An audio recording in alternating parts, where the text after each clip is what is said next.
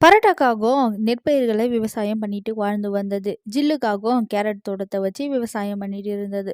பரோட்டா மற்றும் ஜில்லுக்காகோ 2 பேருமே நல்ல நண்பர்களா இருந்தாங்க. பரோட்டாக்காகோ கல்யாணம் பண்ணிக்கலாம்னு முடிவெடுத்து அதனுடைய நண்பனான ஜில்லுக்காகத்துக்கிட்ட சொன்னது.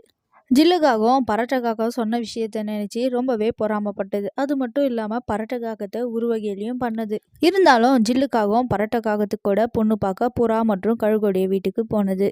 புறா மற்றும் கழுகு இருவருமே 2 காகங்களையும் நல்ல முறையில் வரவேற்றாங்க. 2 காகங்களுக்கும் புறா மற்றும் கழுகுடைய மகளான ரோசி கிளி காஃபியை கொண்டு வந்து கொடுத்தது. கழுகுக்கு நிறைய சொத்து இருக்கிறத தெரிஞ்சுக்கிட்ட ஜில்லுக்காகவும் எப்படியாவது பரோட்டாக்காகத்துடைய கல்யாணத்தை நிறுத்தணும்னு முடிவெடுத்தது. இதனால ஜில்லுக்காகவும் புறா மற்றும் கழுகு கிட்ட ஒரு தங்க மண்வெட்டிய வரதட்சணையா கேட்டது.